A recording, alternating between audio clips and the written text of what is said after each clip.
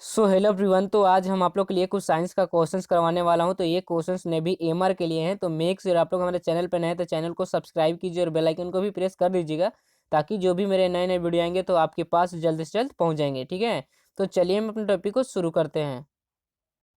तो देखिए, आज मैं आप लोग के लिए 36 क्वेश्चंस करवाने वाला हूं। तो यहाँ पे आपका सबसे पहला क्वेश्चन है कि अनुवंशिकता के जनक कहे जाते हैं।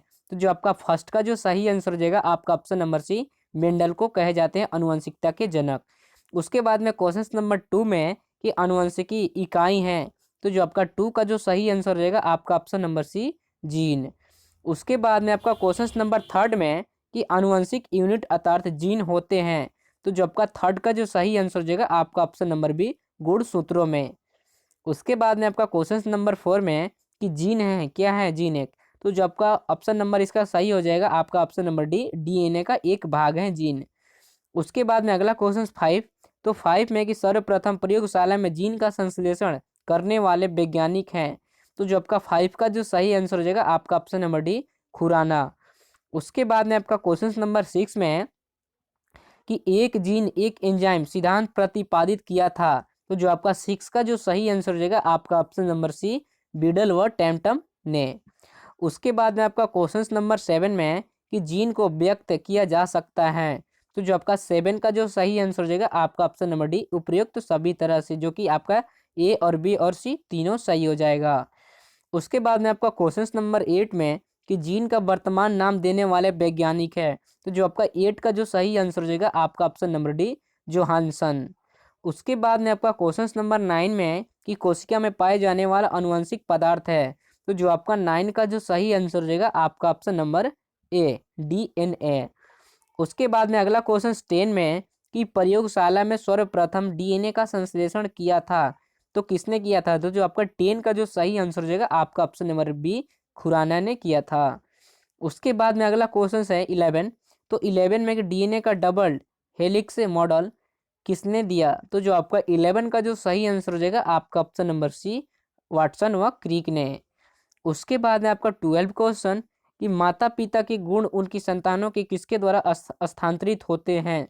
तो जो आपका 12 का जो सही आंसर हो जाएगा आपका ऑप्शन नंबर सी, गुणसूत्र के द्वारा स्थानांतरित होते हैं। उसके बाद में अगला क्वेश्चन 13 में है कि किस कारण एक माता पिता की सभी संतानों एक समान नहीं होती हैं।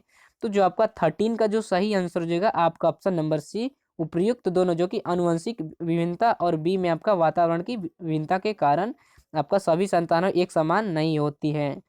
उसके बाद में आपका क्वेश्चन नंबर 14 है कि मनुष्य में द्विगुणित क्रोमोसोम की संख्या होती है। तो जो आपका 14 का जो सही आंसर हो जाएगा आपका ऑप्शन नंबर ए, 23 है। उसके बाद में अगला क्वेश्चन है 15। तो 15 में कि पुरुष में पुरुषोत्तव, ठीक है, के लिए कौन सा गुणसूत्री संयोजन उत्तरदायी है। तो जो आपका 15 का जो सही आंसर हो जाएगा आपका option number D, X and Y, ठीक है, एक्स वाई। उसके बाद में अगला क्वेश्चन 16 में है कि एक सामान्य मानव शरीर कोशिका में गुणसूत्र की संख्या कितनी होती है। तो जो आपका 16 का जो सही आंसर हो जाएगा आपका ऑप्शन नंबर डी, 46 संख्या होती है। उसके बाद में आपका अगला क्वेश्चन है 17 कि मनुष्य में नर का गुणसूत्र स्थिरण होता है। तो जो आपका 17 का जो सही आंसर हो जाएगा आपका ऑप्शन नंबर बी, एक्स और वाई, ठीक है। उसके बाद में आपका अगला क्वेश्चन 18 में है कि नवजात शिशु की लिंग का निर्धारण किससे वसांगत हुए गुणसूत्र द्वारा किया जा सकता है। तो जो आपका 18 का जो सही आंसर हो जाएगा आपका ऑप्शन नंबर बी, पिता। उसके बाद में अगला क्वेश्चन 19 में है कि एक सामान्य मानव शुक्राणु में ऑटोमोस की संख्या कितनी होती है। तो ये जो आपका 19 का जो सही आंसर हो जाएगा आपका ऑप्शन नंबर सी, ठीक है। उसके बाद में अगला क्वेश्चन है 20 कि मनुष्य में कौन से क्रोमोसोम के मिलने से बालक का जन्म होता है।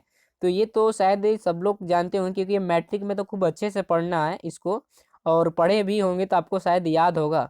तो जो आपका 20 का जो सही आंसर हो जाएगा आपका ऑप्शन नंबर सी, ठीक है, पुरुष का वाई व स्त्री का एक से आपका बालक पैदा होता है। उसके बाद में अगला क्वेश्चन है 21 कि निम्नलिखित में कौन एक लिंग सहलग्न रोग है। तो जो आपका 21 का जो सही आंसर हो जाएगा आपका ऑप्शन नंबर सी, वर्णनंदता, ठीक है, वर्णनंदता। उसके बाद में अगला क्वेश्चन है 22 कि लाल हरी वर्धनता होने के कारण है। तो आपका जो 22 का जो सही आंसर हो जाएगा आपका ऑप्शन नंबर बी, एक्स गुणसूत्र की वसंगति। ठीक है। उसके बाद में अगला क्वेश्चन 23 कि हीमोफीलिया में क्या, तो जो आपका 23 का जो सही आंसर हो जाएगा आपका ऑप्शन नंबर बी, रक्त का थक्का नहीं बनता है हीमोफीलिया में। उसके बाद में अगला क्वेश्चन 24 है कि मनुष्य में लाल हरी वर्णता को जाना जाता है किस नाम से। तो जो आपका 24 का जो सही आंसर हो जाएगा आपका ऑप्शन नंबर सी, उपयुक्त दोनों के रूप में जाने जाता है। ठीक है, ए और बी हो जाएगा। उसके बाद में अगला क्वेश्चन है 25 कि एक वर्णद पुरुष का विवाह दूसरे वर्णद पुरुष के सामान्य पुत्री से हुआ हो तो संतानों में क्या होगा। तो जो आपका 25 का जो सही आंसर हो जाएगा आपका ऑप्शन नंबर सी, आधे पुत्र। ठीक है, वर्धन। ठीक है, वर्धन।